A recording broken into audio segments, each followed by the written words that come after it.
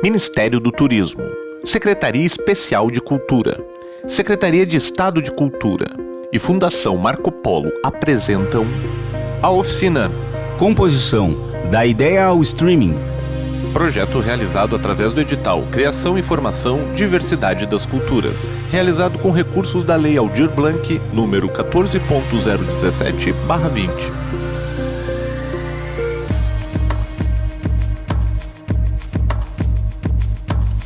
Olá, bom dia, boa tarde, boa noite para todo mundo que está ouvindo aqui o nosso segundo encontro da oficina Composição, da ideia ao streaming. Oficina essa que foi contemplada com o edital Criação e Formação Diversidade das Culturas da Fundação Marco Polo via Lei Aldir Blanc. Eu sou o Alex e durante os próximos 45 minutos eu vou estar aqui falando sobre o meu processo de composição de canções. Como eu faço isso, por que eu faço isso e alguns métodos que eu desenvolvi ao longo da minha vida e da minha carreira para escrever músicas. No final do encontro anterior, eu pedi que vocês fizessem um pequeno exercício, um exercício simples, né, que nos ajudaria a aguçar a criatividade, a escrita e a escuta. O exercício se baseava na paródia como método de estudo, de construção. E eu dei o exemplo da música Knocking on Heaven's Door, do Bob Dylan, na versão brasileira do grande Zé Ramalho, chamada Batendo na Porta do Céu. Eu pedi que vocês tirassem a harmonia no instrumento da preferência de cada um de vocês e que trocassem um assunto, o sentido da letra, utilizando um fato corriqueiro do dia a dia. Dei o exemplo sobre uma ode à manteiga, ou pode ser uma ode à televisão, ou contando algum fato comum ou curioso que tenha acontecido no trânsito, no trabalho, no elevador, enfim.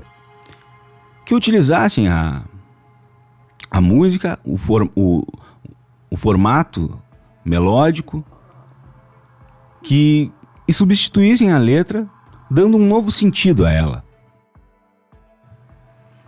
É importante dizer que, obviamente, né, como é um exercício, isso é muito mais uma forma da gente brincar com a música, da gente se divertir com o ato de tentar escrever, de tentar inventar uma história, né, através de uma música que já exista, de um grande clássico, na verdade, da música ocidental. De qualquer forma, isso nos ajuda a identificar alguns padrões, alguns parâmetros e mais do que isso, nos ajuda a exercitar a criação. Então eu vou pedir para vocês que quem porventura tenha tentado fazer esse exercício e tenha tido coragem de gravar um vídeo, gravar um áudio de Instagram e tal, se for publicar, que use uma das hashtags que eu vou colocar aqui na descrição desse vídeo, para a gente poder acompanhar assim à distância e seguir trocando uma ideia. E lembrando que, né, essa oficina, no caso, ela é gravada pregressamente. A gente está fazendo uma transmissão aqui, mas ela é gravada. Mas eu vou deixar um canal aberto para comunicação com vocês num e-mail também na descrição do vídeo, onde podem mandar dúvidas, questionamentos, sugestões, críticas, impressões, o que for. Tá bem? Então vamos lá.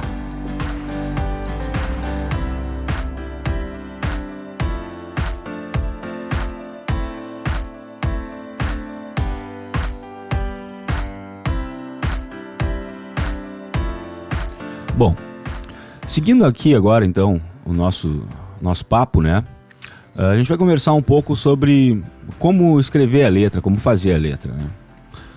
Como eu comentei no episódio anterior, é sempre bom a gente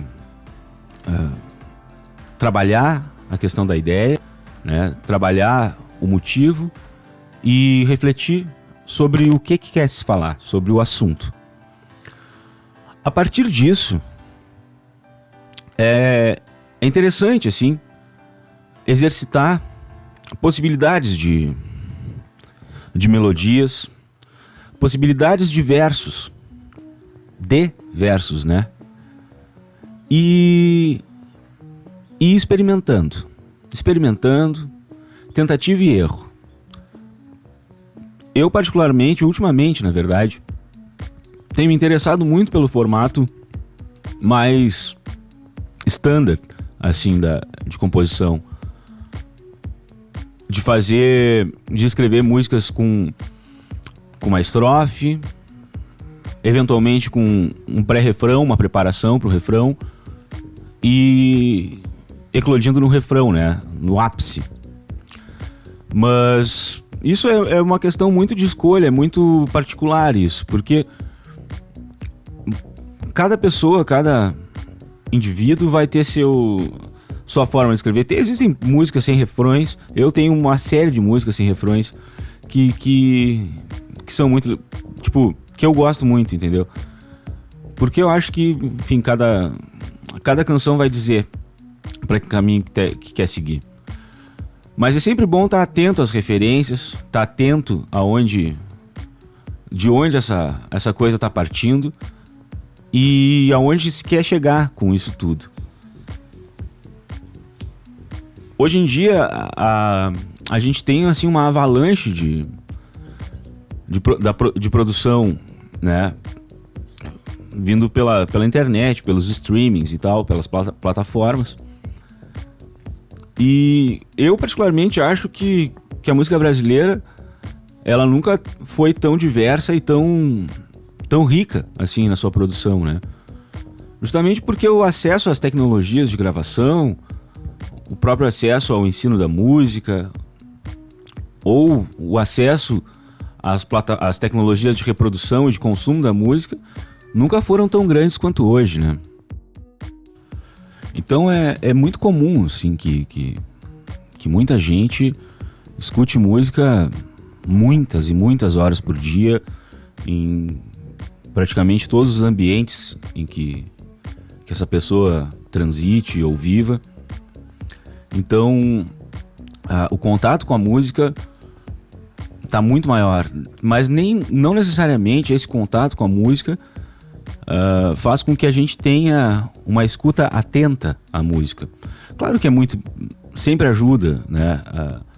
Mas, por exemplo, tipo, não dá para comparar se tu bota uma música para limpar a casa, para lavar a louça, ou para fazer uma atividade física, né?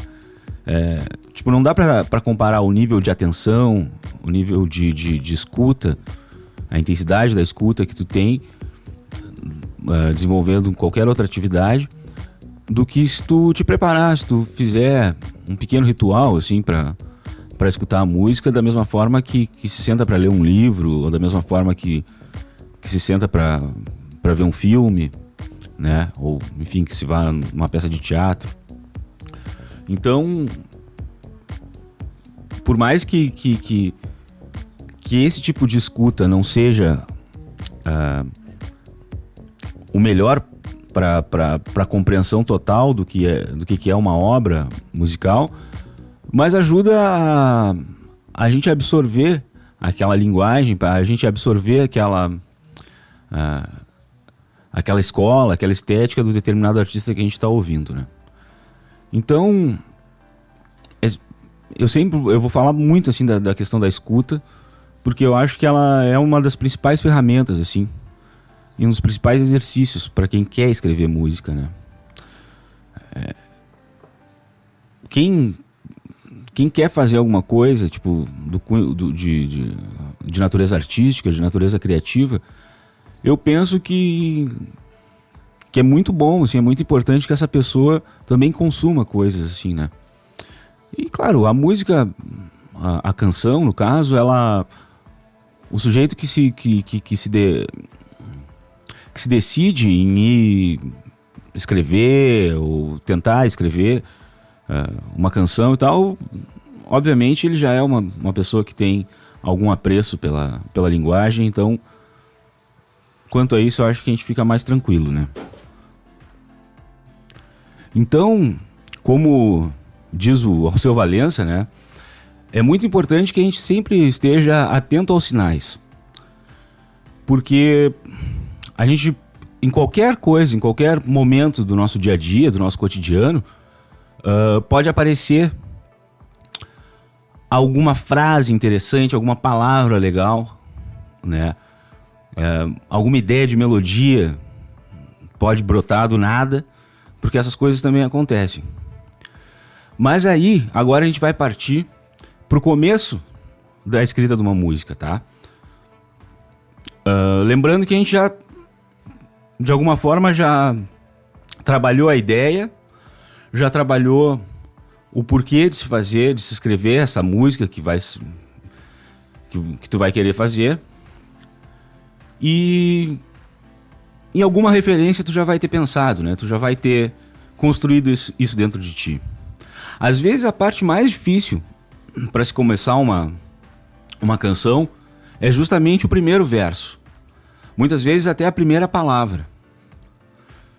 Por isso que eu disse lá na primeira conversa que ter repertório, né, que trabalhar muito conectado com a literatura pode ser muito importante. Porque isso nos dá repertório, nos dá lastro, nos dá referência para buscar ativos para se construir uma obra, para se construir para se criar alguma coisa. Vocês podem acreditar que muitas vezes, até mesmo no ambiente virtual, no ambiente digital, como por exemplo, sei lá, no Twitter ou Facebook, o próprio WhatsApp ou o Instagram, dali podem surgir versos muito interessantes através das postagens de outras pessoas, de amigos ou de artistas que a gente goste, ou de páginas que trabalhem assim, difundindo conteúdo cultural ou até mesmo tecnológico ou de informação. Podem acreditar que muitas vezes esse é um terreno muito rico para se apropriar de construção de frases, de versos de outras pessoas e transmutar isso, passar isso para dentro do nosso, pelo nosso próprio filtro e ressignificar. Então, é muito importante estar sempre atento, né? O primeiro verso é o que vai chamar a atenção de quem vai ouvir. A gente pode optar por fazer uma construção mais dissertativa, mais fluente e procurar, assim, trabalhar com o sentido de tempo e espaço, né? Do tempo verbal, de construir, tipo, de se falar sempre no passado, de se falar ou sempre no presente ou sempre no futuro. A gente também pode escolher se essa canção vai ser escrita e cantada em primeira pessoa, ou em terceira pessoa, ou até mesmo em segunda, mas sempre partindo do princípio que a gente vai ter que tentar criar alguma conexão com quem vai receber essa obra, com quem vai ouvir, né? O poeta, o autor, o compositor, ele pode também se permitir ousadias. Ele pode se permitir em quebrar regras narrativas e tentar misturar diferentes pontos de vista dentro de uma mesma canção. O Chico Buarque mesmo já fez isso 500 vezes. O funk carioca faz isso também de uma maneira interessante. O sertanejo, esse sertanejo comercial hoje em dia, que outrora foi conhecido como sertanejo universitário, esse é um gênero que explora muito bem essa característica da composição musical de se contar sempre alguma história. Muitas vezes é uma história assim, melancólica, triste, mas utilizando uma forma de linguagem muito divertida, né? Muito, assim, cômica até mesmo, né? Porque, claro, às vezes é um pouco ofensiva, às vezes, ou até mesmo vulgar para alguns entendimentos, mas trabalha muito com essa questão de tirar o eu lírico de um certo pedestal. Acaba trazendo esse eu lírico muito mais pro campo mundano da coisa, da vida, e buscando assim conexão com o ouvinte, né? Então vocês podem analisar, qualquer letra de qualquer sertanejo desses mais novos, vocês podem analisar que o primeiro verso geralmente é muito impactante, assim. Porque, claro, já existe toda aquela atmosfera instrumental, musical, né, que já coloca o ouvinte dentro daquele universo. E já se sabe também qual é a forma de cantar e geralmente o campo de frequências onde as vozes vão estar colocadas, né, sempre são vozes agudas e umas mais aveludadas, outras mais estridentes ou até mesmo assim agressivas ao ouvido, né? Muitas vezes são duas vozes também. O campo harmônico dessas músicas já são todos muito parecidos, então tipo não é bem comum assim que a gente escute uma música depois outra e parece que é sempre a mesma coisa, mas isso é de propósito, isso é para criar uma sensação de costume, né, pro ouvinte. Mas vocês podem perceber que o primeiro verso é sempre muito impactante, né? Sem interessar o sentido dele, sem interessar o sentido que ele quer passar, a sensação que ele quer passar pro ouvinte, né? Seja mais vulgar, mais cômico ou mais melancólico, assim, mais triste, né? Então é muito importante ter essa ideia, né? Muitas vezes a gente, quando começa a pensar assim, quando começa a escrever a música, esse primeiro verso não é o primeiro que sai. A gente vai construindo alguns pedaços, assim, alguns fragmentos de letra e tal. Às vezes começa por um refrão, tem uma ideia de um refrão, aí depois vai pensando, como é que eu vou chegar até aí? Mas aí é que entra a graça da coisa. Por isso que eu disse lá na primeira conversa que é importantíssimo para quem quer trabalhar com qualquer coisa criativa, e especificamente agora a canção, a escrita da canção, é sempre ter ferramentas para anotar ideias, para anotar palavras, para anotar versos, para anotar frases, né? Ou se gravar um áudio, né, usando aquele recurso do grupo de backup, do grupo individual de backup no WhatsApp.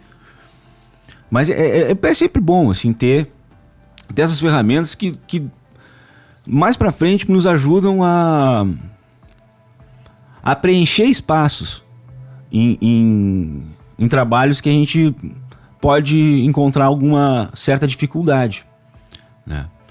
Então, o importante é assim, nem sempre vai sair a música, a gente vai começar a música pelo primeiro verso. Às vezes a gente começa a música pelo refrão, a gente começa a música por uma segunda passagem, mas quando for fazer o recall, quando for revisitar aqueles fragmentos que vai se escrevendo, ter atenção, ter cuidado com o primeiro verso. Porque ele é o que vai conduzir fatalmente todo o resto da canção. Então, tipo, não existe um manual, não existe um formulário. Isso aqui são apenas impressões, são apenas ideias assim que eu tenho de como trabalhar com isso. Certamente, muita gente que vai ouvir aqui vai discordar, trabalha com outro método, trabalha com outra forma de pensar, de raciocinar a escrita da canção. Eu estou tentando passar a forma que eu enxergo isso aqui, né? E procurar, sim, contribuir com quem eventualmente tem interesse em se aprofundar em processos criativos, que daqui possa tirar algo de bom, possa tirar alguma ajuda, algum auxílio, algum apoio para começar a fazer ou seguir fazendo. Não. No final do último encontro, eu propus aquele exercício, né, da cópia, da paródia. De pegar uma música que já exista e modificar a letra, colocando outro assunto, outro tema, para ser falado dentro da mesma estrutura já pré-existente. Aí agora aqui, já pensando mais especificamente sobre uma letra de uma canção que a gente vai fazer, se permitam também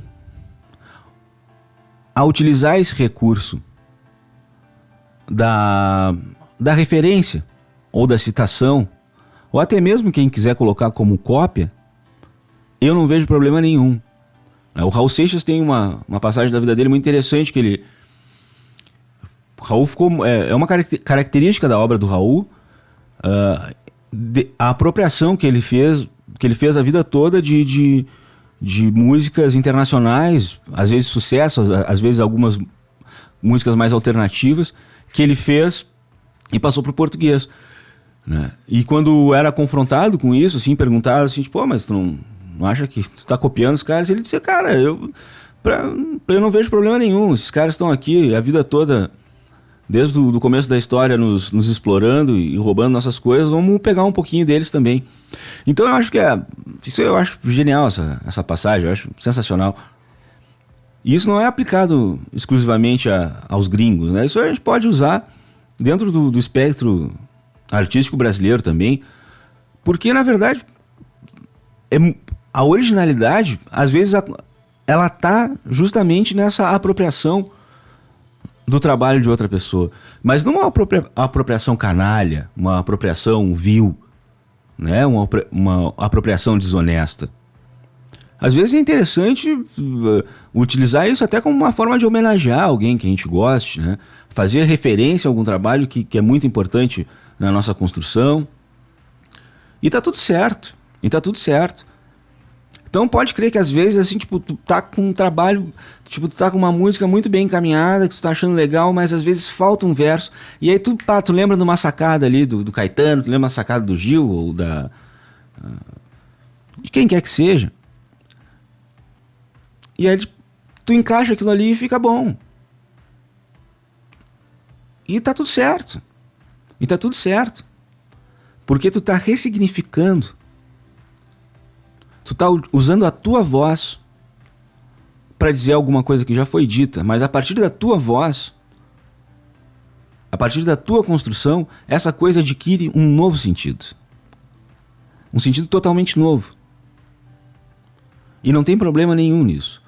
Obviamente, quando eu digo que não é legal usar isso de maneira desonesta, é fazer uma cópia mais...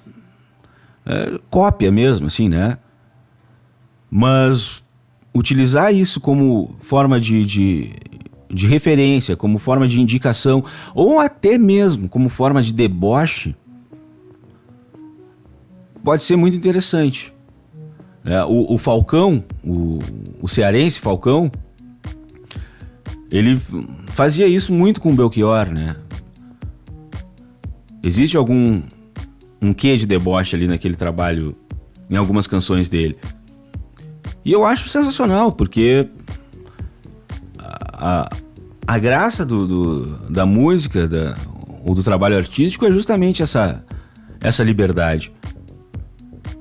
E também não se levar tanto a sério, né? Como dizia o Tom Zé no complexo de épico, né? Porque a grande verdade pra mim, assim, é que a música, a arte no geral, mas agora especificamente a música, ela é uma forma, ela pode ser uma forma de protesto, de denúncia, de crítica, reflexão, mas ela também pode ser uma forma de deleite, de prazer, de contemplação, de entretenimento, por que não? De deboche. Então a liberdade da gente, quando se trabalha com isso, ela é infinita. E é aí que mora a diversão de se trabalhar com isso. Agora, a gente pode conversar um pouco sobre a escolha de determinadas palavras, de palavras específicas, para serem usadas em uma letra de música, né? Eu falei lá no primeiro episódio, no final do primeiro episódio, eu estava falando sobre o uso, sobre a construção de listas, né, como ajuda na forma de organizar o nosso pensamento, a nossa cabeça, para a hora da criação. Então é sempre legal, assim, tipo, quando se escolhe o assunto sobre o qual se quer falar na música, eu gosto de fazer isso, né? De pegar e definir o tema, e aí eu levantar hipóteses e possibilidades de palavras que possam definir aquilo. Por exemplo, um cinzeiro, né? O que eu quero falar sobre um cinzeiro? Que palavras que eu poderia usar para definir um cinzeiro? Eu sempre gosto de usar exemplos assim muito esdrúxulos e muito objetivos, tá? Que é para tentar passar a minha linha de raciocínio. Mas falando aqui sobre o cinzeiro. O cinzeiro, ele pode ser redondo, esférico, ele pode ser quadrado, triangular. Isso me remete à ideia de geometria. Então eu posso começar uma lista pela palavra geometria e listar as formas geométricas que um cinzeiro pode ser. O cinzeiro também ele é um depósito. E aí, a partir disso, eu tentar entender o que pode ser um depósito, né? É um lugar que eu largo, que eu guardo coisas, que eu boto coisas fora, que eu armazeno, enfim. E aí, ir construindo essa lista ali. O cigarro, obviamente, é uma coisa que o cinzeiro me lembra. Vai para minha lista. Lixo. Também. O cinzeiro pode ser usado como uma alegoria para um pulmão. Um órgão vital. E aí vai para... Enfim, vai construindo uma lista a partir do assunto definido por ti para fazer isso. E, cara, aí... Isso não é assim...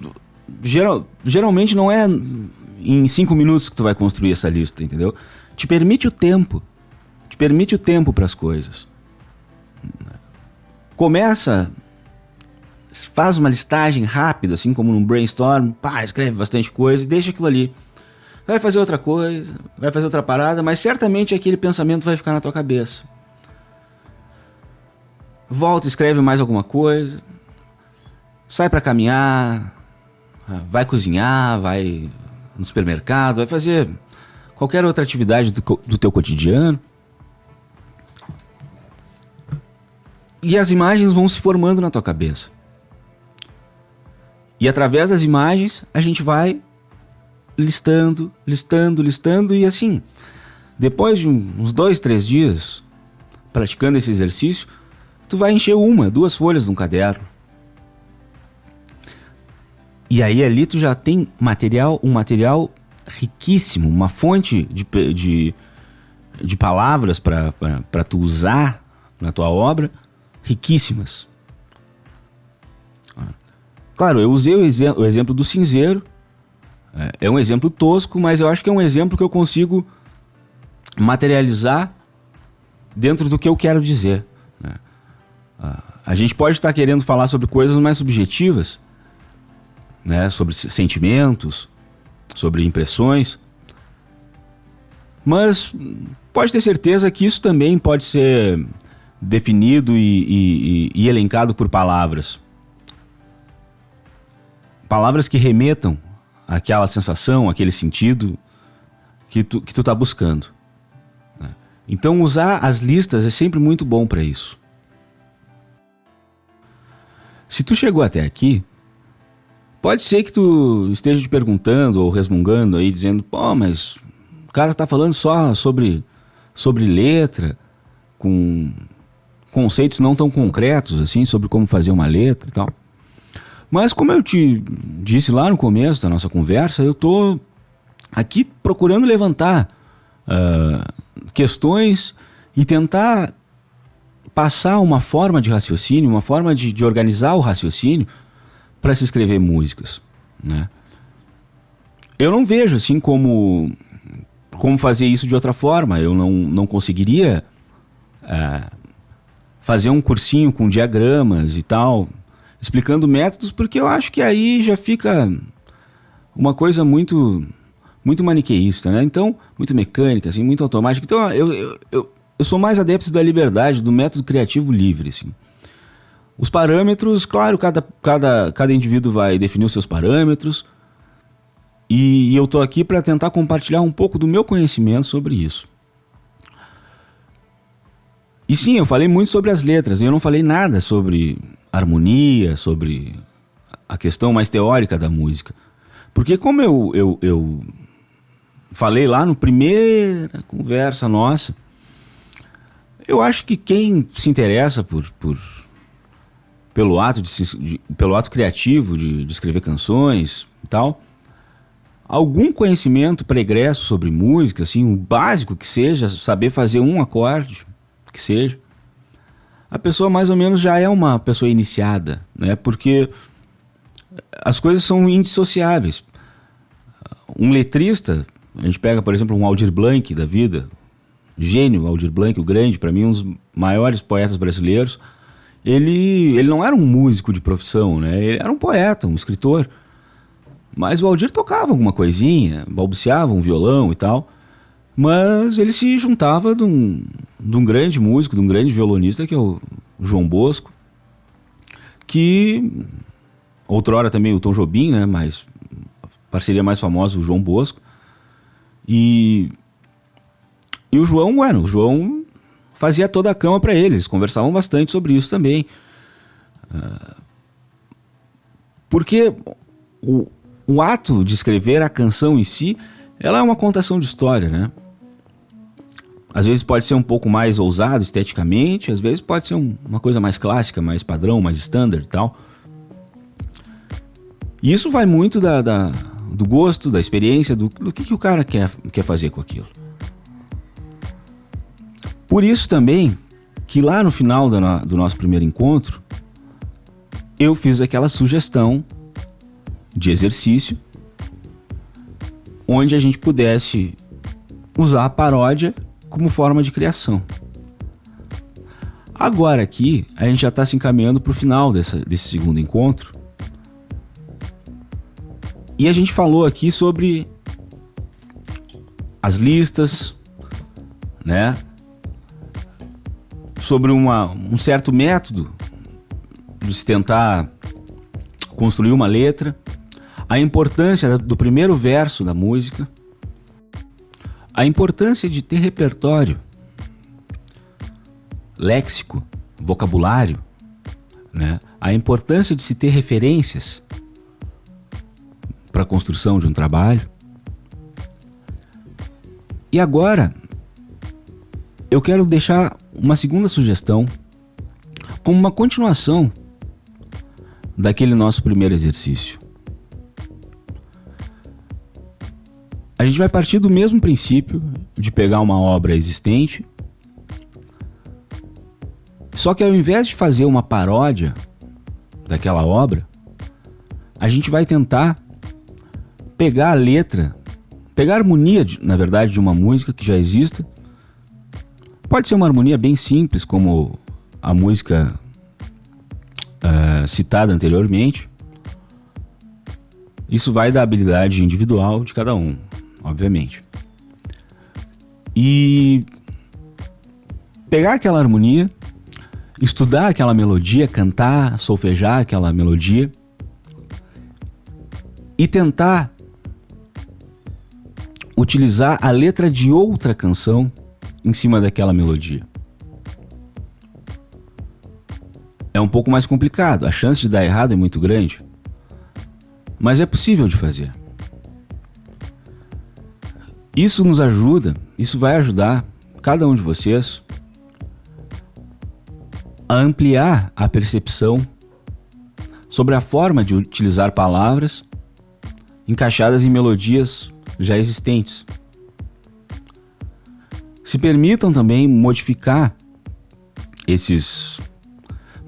versos, fazer uma menage de outros versos, criar versos novos. Se permitam fazer isso. E da mesma forma que eu pedi no outro encontro, que a gente pudesse, ao final, quando fosse feito e se sentisse à vontade de compartilhar, de postar, ou eventualmente até mandar por e-mail aqui no e-mail que vai estar na descrição do vídeo, que faça isso também com isso. Porque o mais importante de tudo, para mim, ao se trabalhar com música e com composições próprias, é ter coragem, é ser destemido a mostrar o que tu faz no âmbito mais individual possível, mais íntimo possível. É tu colocar isso à prova de outras pessoas, da tua rede de amigos, da tua família, ou se tu quiser criar um fake em qualquer rede social, mas é botar isso pro mundo, entendeu?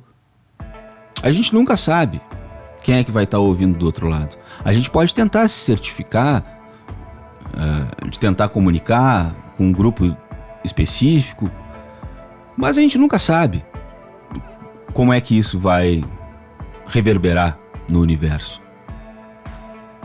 A gente tem que ter em mente que quando a gente cria alguma coisa e coloca isso à prova de outros ouvidos, de outros olhos, de outras almas, que o sentido já não pertence mais a quem criou. A gente pode ter a ideia e procurar assim ser o mais direto e concreto possível no sentido que a gente quer passar. Mas não é sempre que a gente vai conseguir. Muitas vezes o indivíduo vai ouvir essa música e vai atribuir a ele próprio um outro sentido. Assim como a gente faz com todas as músicas que a gente escuta, com todos os livros que a gente lê, com todos os filmes que a gente vê. Porque os filtros individuais, eles ainda são, sobremaneira, mais preponderantes do que o próprio filtro do artista. E como uma última sugestão de exercício para a construção de uma letra de uma canção, eu queria deixar para vocês que vocês tentassem fazer, pode ser utilizando o mesmo método da paródia, utilizando já uma harmonia e melodia que já existam, caso não se sintam à vontade para criar uma coisa nova, mas é utilizar um ou todos os 7 pecados capitais como premissa para a construção de um assunto, para a construção de uma ideia. Dentro dos 7 pecados capitais, a gente vai conseguir trabalhar um pouco a subjetividade da escrita, um pouco a subjetividade do assunto. Mas também a gente pode trabalhar de forma mais literal e mais concreta. Porque dentro dos 7 pecados capitais, a gente consegue resumir muito bem vários aspectos da alma humana ao longo dos tempos, ao longo da história. São todos muito dúbios entre o bom e o mau sentimento, mais preponderante para o mau sentimento. Mas também existem relativizações interessantes, e podem ser feitas relativizações interessantes.